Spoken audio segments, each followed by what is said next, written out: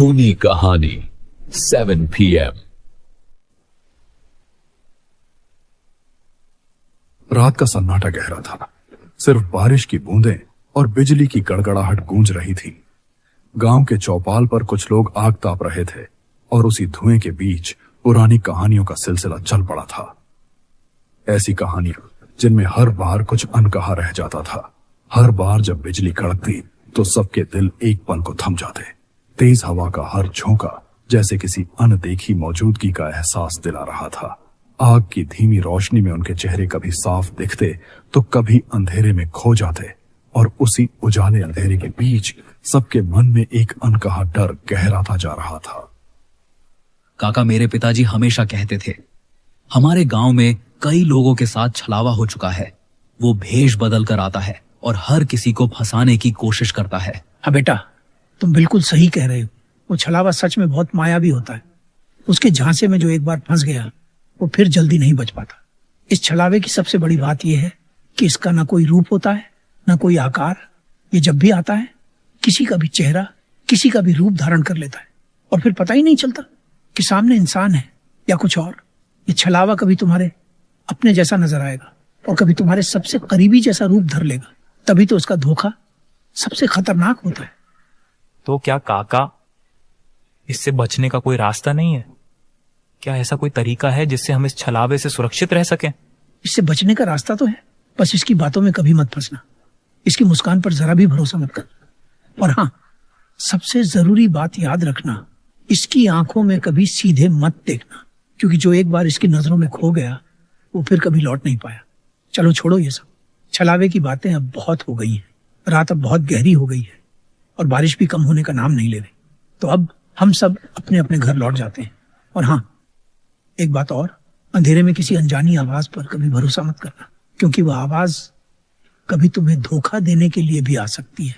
और किसी भी अनजान व्यक्ति पर मत भरोसा करना, चाहे वो तुम्हें कितना भी अपना क्यों ना बताए, क्योंकि सच और भ्रम के बीच का फर्क इस अंधेरी रात में बिल्कुल भी पता नहीं चलता। काका की बात सुनते ही भोला और शुभम के चेहरों का रंग उड़ गया। डर जैसे उनकी रगों में उतर गया था। अब बारिश तेज होती जा रही थी। बूंदें मानो आसमान से नहीं, बादलों के क्रोध से गिर रही थीं। थोड़ी ही देर में सबने अलाव से उठकर अपने अपने घरों की राह पकड़ ली। चौपाल फिर से सन्नाटे में डूब गया। बस बारिश की आवाज बाकी रह गई थी।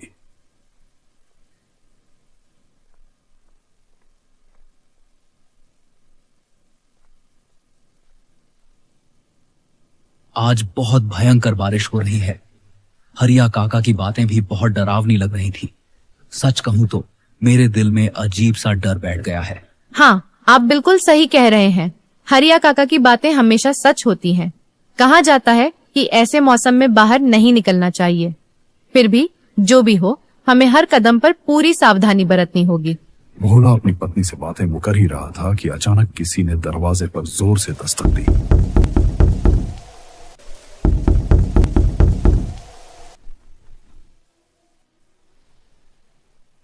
इतनी रात को आखिर कौन आया होगा? पता नहीं, तुम यहीं रुको, मैं जाकर दिखाता हूं।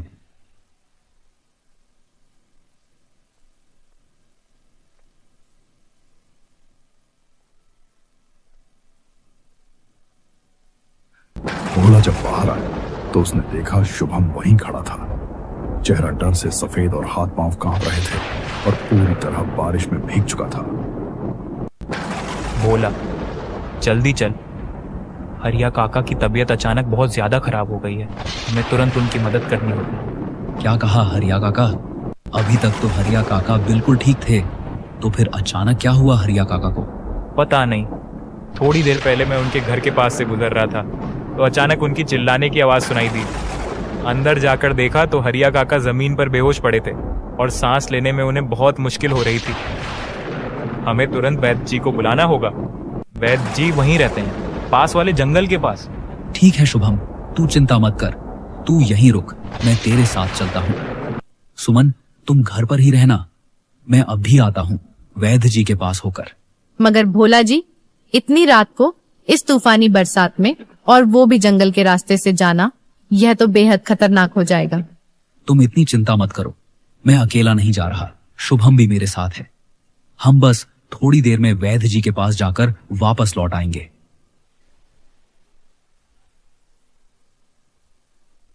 मूसलाधार बारिश अभी भी जारी थी, लेकिन बिजली की कड़कन अब थोड़ी कम हो गई थी।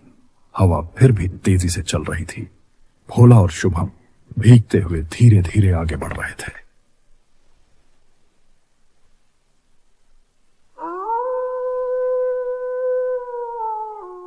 जंगल से अजीब अजीब आवाजें आती रही थीं, जैसे कोई उन्हें लगातार देख रहा हो। भोला और शुभम बारिश में भीगते हुए आगे बढ़े।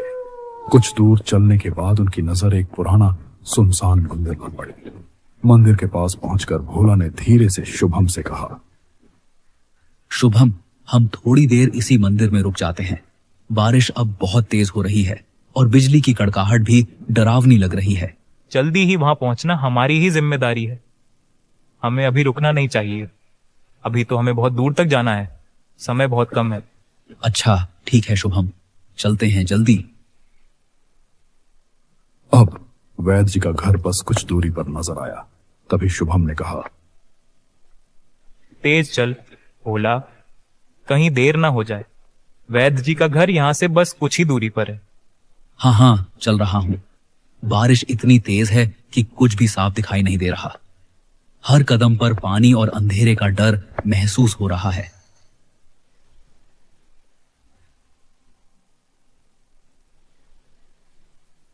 भोला, चलो हम दोनों इस गुफा में रुक जाते हैं। बारिश अब बहुत तेज हो रही है और इस गुफा में रुकना शायद सबसे सुरक्षित रहेगा, नहीं तो हम भी कहीं बीमार पड़ सकते हैं।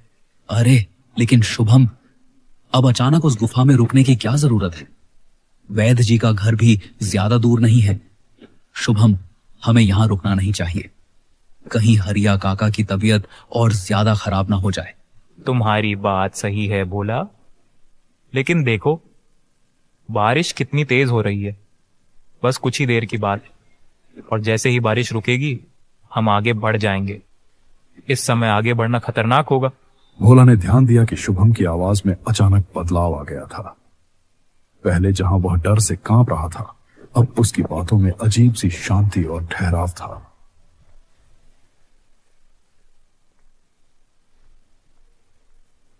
जैसे ही वे गुफा के अंदर कदम रखते हैं, एक अजीब तरह की ठंडक उनके चारों ओर फैल जाती है। साथ ही हवा में हल्की सी सड़ी हुई गंध भी उन्हें घेर लेती है, जो हर कदम पर और गहरा महसूस होने लगती है। शुभम, मुझे यहां और ज्यादा डर लग रहा है। हमें अभी यहां से चलना चाहिए।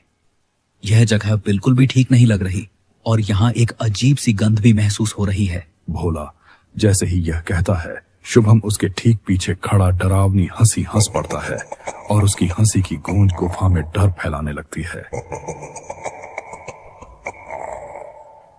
भोला चौंक कर पीछे मुड़ता है और देखते ही उसकी आंखें फैल जाती हैं। वो पूरी तरह हैरान रह जाता है, मानो उसके सामने कुछ असामान्य और अजीब दिखाई पड़ गया हो। भोला डर के मारे अपने कदम संभाल नहीं पाता और अचानक बेहोश होकर जमीन पर गिर पड़ता है। उस छलावे की हंसी गुफा में गूंज उठती है। हर दीवार और कोने में उसकी आवाज घूमती रहती है। कुछ पल के लिए तो ऐसा लगता है कि गुफा खुद जीवित हो उठी है। फिर धीरे धीरे वह हंसी कम होती जाती है और एक डरावनी खामोशी छा जाती है। बाहर केवल बारिश की टप टप की आवाज गूंज रही थी और गुफा के अंदर एक अजीब सी गहरी खामोशी छा गई थी, जो हर ध्वनि को निगलती जा रही थी।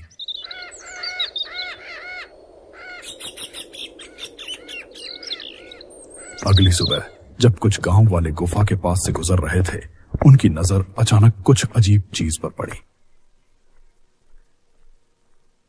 गुफा के अंधेरे में भीगी हुई मिट्टी पर भोला बेहोश पड़ा था।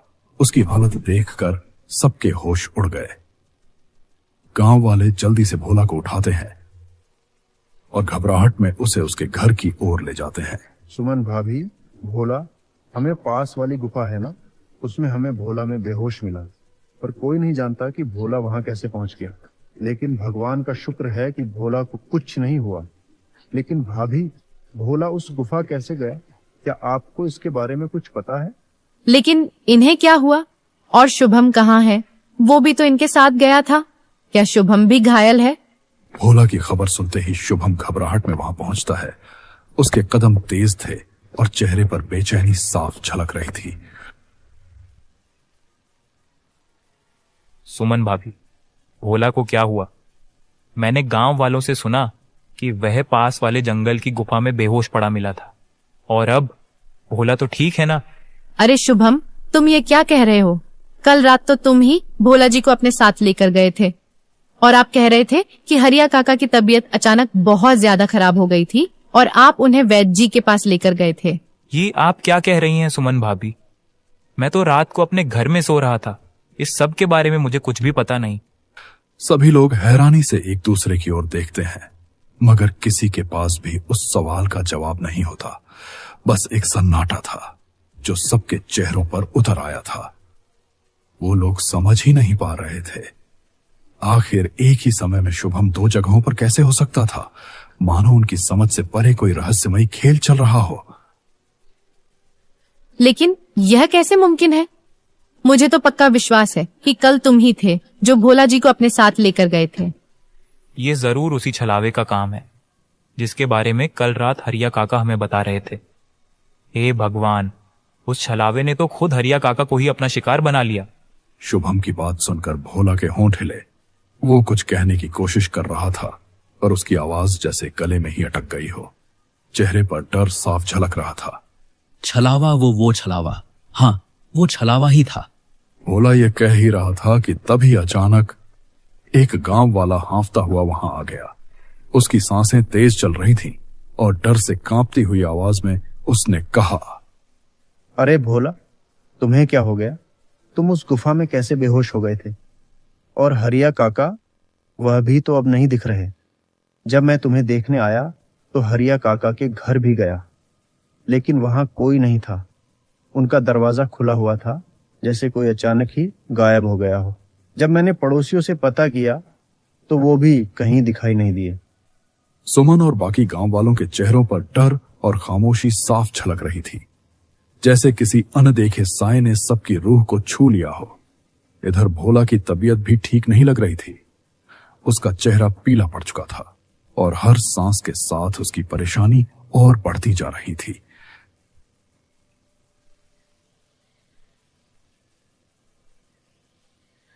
कुछ दिन यूं ही बीत गए।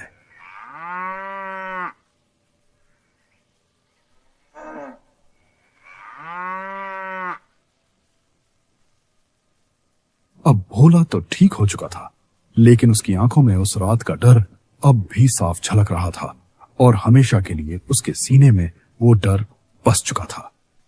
उस रात के बाद से हरिया काका भी कहीं नजर नहीं आए। गांव वाले समझ चुके थे कि यह छलावा अब एक और शिकार ले चुका था और हरिया काका उसी की लपेट में आ गए थे। वहीं दूसरी ओर शुभम, जो अपने घर में सोया हुआ मिला था, उसकी सच्चाई किसी को भी पता नहीं थी। क्या सच में वह अपने घर पर ही था या फिर छलावे ने उसे भी अपने जाल में फंसा लिया था?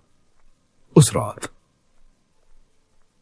गांव पर एक अनकहा साया छा गया था, जैसे अंधेरी ताकतों ने अपनी मौजूदगी का इशारा कर दिया हो। छलावा आज भी उसी जंगल में भटकता है और गांव का कोई भी व्यक्ति रात के समय उस जंगल से गुजरने की हिम्मत नहीं करता। कई लोग तो बस उसकी ओर देखने से ही कांप उठते हैं। गांव के बुजुर्ग लोग सबको उस छलावे की कहानी सुनाते हैं और यह समझाने की कोशिश करते हैं कि कभी कभी सबसे करीबी चेहरा भी सिर्फ भ्रम हो सकता है। बुजुर्ग उस छलावे की कहानी इसलिए सुनाते हैं ताकि गांव का कोई भी व्यक्ति उस जंगल की ओर ना जाए, क्योंकि जो भी वहां कदम रखता है वह लौटकर वापस नहीं आता। इस कहानी से बस यही सीख मिलती है, कभी भी दिखावे और भ्रम में बहो मत। कभी कभी सबसे करीबी चेहरा भी सिर्फ भ्रम हो सकता है और जो एक बार उसके जाल में फंस जाता है वह कभी वापस नहीं आता।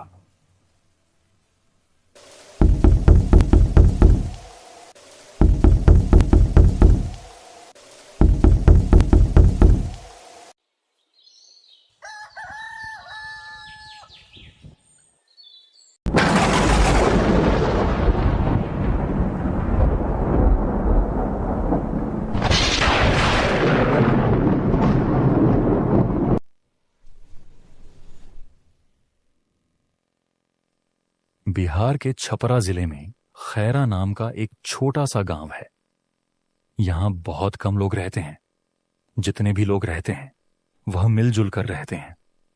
यहां के लोगों का मुख्य साधन खेती ही है। लोग सुबह 5 बजे ही उठ जाया करते थे।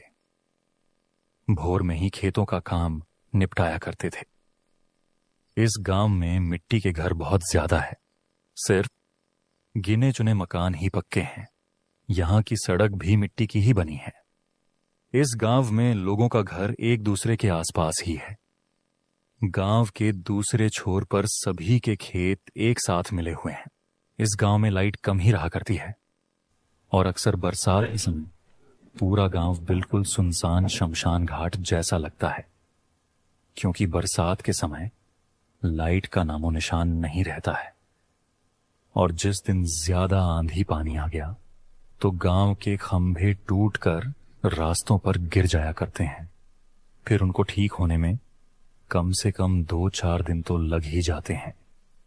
गांव के लोग अक्सर रात होने के बाद अपने अपने घरों चले जाया करते हैं, पर कुछ लोगों की आदत थी जो अक्सर गांव की टपरी पर बैठकर लाला राम की चाय पीने के बाद ही घर जाया करते थे। मैं और मेरा मित्र शंभूदा, हम दोनों भी उन्हीं में से एक थे। अक्सर शाम के समय गांव के नुक्कड़ पर जाकर लाला राम के हाथों की बनी चाय पीते और फिर दोनों एक साथ ही अपने घर की ओर निकल जाया करते। मेरे पिताजी किसान के साथ साथ एक बावर्ची भी थे। गांव में जब भी शादी समारोह होता तो खाना बनाने के लिए अक्सर लोग मेरे पिताजी को बुलाया करते थे। मैं भी उस समय जवान था और पिताजी के साथ मिलकर बावर्ची का सारा काम सीख लिया था। यह बात उस दिन जब मेरे पिताजी को बड़े साहब के यहां एक समारोह पर खाना बनाने का न्योता मिला। उस दिन मेरे पिताजी की तबीयत बहुत खराब थी। मेरे पिताजी ने मुझे वहां पर भेजने का निर्णय किया। हालांकि मैं कभी अकेले किसी समारोह पर खाना बनाने नहीं गया था, पर मेरे पिताजी को विश्वास था कि मैं सारा काम संभाल लूंगा, इसलिए उन्होंने मुझे भेजना ही उचित समझा। मैं और मेरा मित्र शंभूदा, उसे भी थोड़ा बहुत खाना बनाना आता था। हम दोनों ही समारोह के लिए निकल पड़े। अभी दिन का ही समय था। हमें सारा काम खत्म करके रात होने से पहले ही घर आना था। हम दोनों ने मिलकर समारोह का सारा काम संभाल लिया। खाना बनाने के बाद हमने बड़े साहब से अपना वेतन लिया और घर की ओर निकल पड़े। वहां काम करते करते ज्यादा ही देर हो गया था। अंधेरा ज्यादा हो गया था। हमने सोचा था कि शाम होने से पहले ही घर लौट आएंगे, पर अब तो आधी रात हो चुकी थी।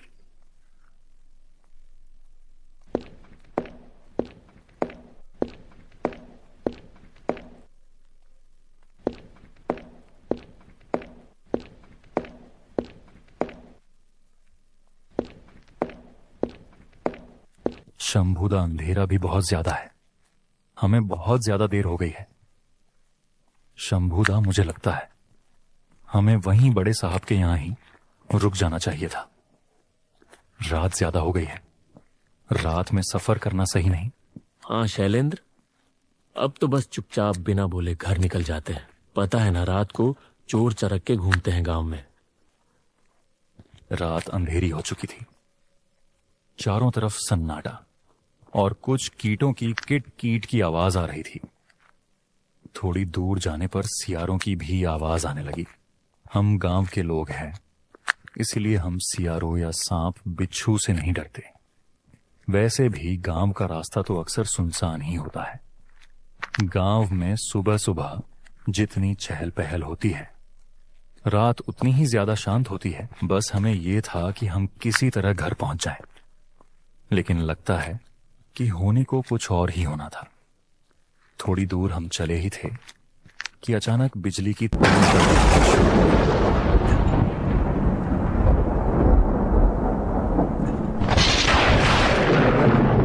बिजली बहुत तेज गड़गड़ा रही है। लगता है बारिश होने वाली है। हमें जल्दी जल्दी चलना चाहिए। तुम ठीक कहते हो। पल भर में आसमान बहुत काले बादल हैं। जोर से अचानक हाई था। बिजली की तेज गड़गड़ाहट के साथ जोरदार बारिश होने लगी। बारिश इतनी तेज थी कि बारिश में सामने देखना भी बहुत मुश्किल हो रहा था।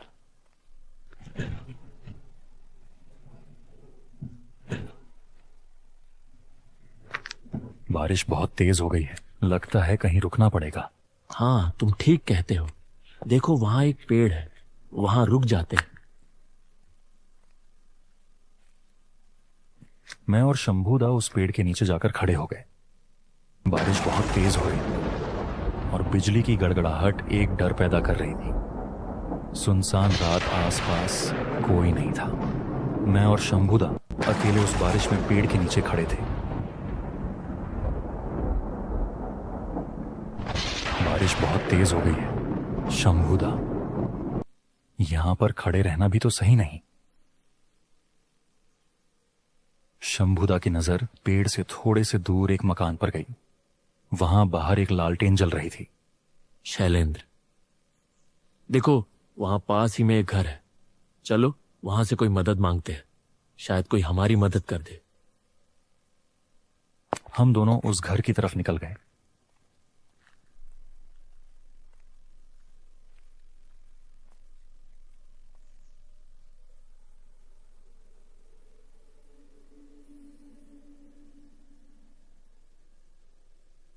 घर के पास पहुंचे तो देखा घर का दरवाजा खुला था। घर का दरवाजा कौन खुला रखता है? मुझे तो लगता है इस घर में कोई नहीं। लालटेन जल रही है, किसी ने तो जलाई होगी। एक बार आवाज लगाकर देखते हैं। कोई है यहां? हमें मदद चाहिए। शंभूदा ने आवाज लगाई, मगर कोई आवाज नहीं आई। क्या करें शंभूदा? किसी की आवाज तो आई नहीं। मैं भी यही सोच रहा हूं।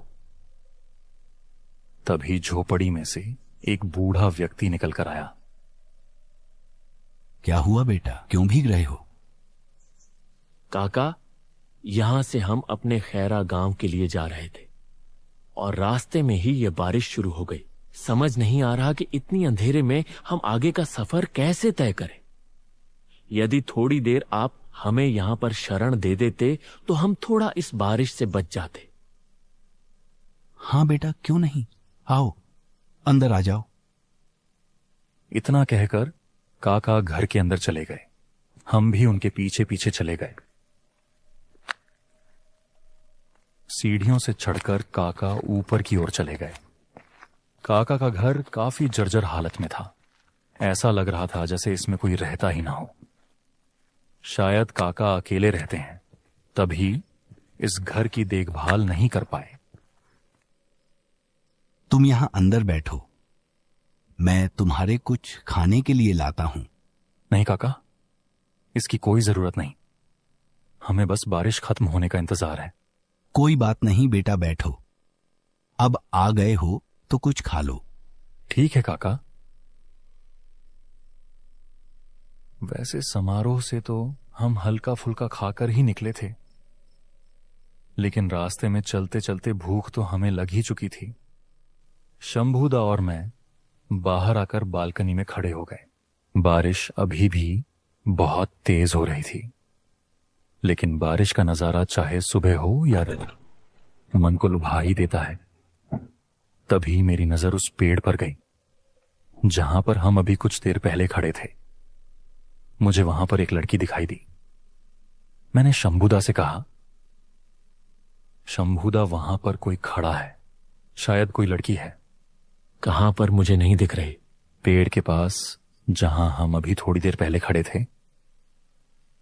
हाँ, लग तो लड़की ही रही है। वो अकेले उस पेड़ के पास क्या कर रही है, वो भी इतनी रात में? मुझे लगता है वह भी हमारी तरह ही एक मुसाफिर है। शायद उसी समारोह से वापस लौट रही हो। हमें इसकी मदद करनी चाहिए। हाँ, लेकिन इतनी रात को हम मर्द को देखकर डर ना जाए। हाँ, ठीक कहते हो। क्यों ना हम काका से ही कह दें, वह तो बूढ़े हैं, उनसे वह नहीं डरेगी। तुम यहीं रुको, मैं अभी काका को देखकर आता हूं। मैं काका को देखने के लिए आगे की तरफ चला गया। रसोई का तो मुझे पता नहीं था, लेकिन हल्की हल्की आग की रोशनी एक तरफ से आ रही थी। शायद वहीं रसोई होगी। ऐसा सोचकर मैं आगे आगे चल दिया। एक कमरे में से बहुत तेज रोशनी आ रही थी। मैंने सोचा शायद यही है रसोई खाना। ये सोचकर मैं उस रसोई खाने के पास चला गया। वहां जो मैंने देखा उसे देखकर मेरे पैरों तले मानो जमीन ही खिसक गई। मैंने देखा वहां पर एक कंकाल जो कि हमारे लिए खाना बना रहा है, और वहां दीवार के किनारे किसी औरत की लाश पड़ी है, आधी कटी हुई लाश, और उसके कपड़े भी बिल्कुल वैसे ही दिख रहे थे जैसे मैंने पेड़ के पास उस लड़की को पहने हुए देखा था। बिल्कुल वही कपड़े। सामने प्लेट में उसके हाथ के कुछ टुकड़े पड़े हैं। मुझे यह समझने में जरा भी देर नहीं लगी कि यहां पर कुछ गड़बड़ है। यह देखकर मेरी जोर से चीखें निकल पड़ी। उस कंकाल की नजर मुझ पर पड़ गई और वह मेरी ओर बढ़ने लगा। मैं पूरा दम लगाकर वहां से भागा। शंभूदा मुझे इतनी तेजी से आते देख बेचैन हो गया और उसने मुझसे पूछा, क्या हुआ शैलेंद्र, तुम इतना हाफ क्यों रहे हो? तुम बस अभी चलो, यहां से जल्दी चलो, मैं तुम्हें बाद में बताऊंगा। बस अभी हमारा यहां पर रुकना सही नहीं। अब वह कंकाल हमारे पीछे आ गया। शंभूदा ने जब उस कंकाल को देखा तो उसकी भी सिटी पीटी गुल हो गई। हम दोनों जल्दी जल्दी सीढ़ियों से नीचे उतरे और खेत की तरफ भागे। मेरी नजर एक बार उस पेड़ के पास गई जहां मैंने उस लड़की को देखा था। अब वहां पर कोई लड़की नहीं थी। मैं और शंभूदा पूरी ताकत लगाकर भागे। थोड़ी दूर जाकर एक बार हमने पीछे पलटकर देखा। वह कंकाल घर के बाहर ही खड़ा था और हमें ही घूरे जा रहा था। हमने फिर से दौड़ना शुरू किया। दौड़ते दौड़ते आखिरकार हम अपनी गांव की सीमा में आ गए। हमने वहीं रुककर एक लंबी सांस ली। हमने एक दूसरे की तरफ देखा और भगवान का शुक्रिया किया। आज न जाने हमारे साथ क्या हो जाता। फिर हमने उसी दिन से फैसला किया कि अब आधी रात को कभी भी गांव में सफर नहीं करेंगे, और खासकर उन इलाकों से जहां पर लोगों का आना जाना कम ही रहता है।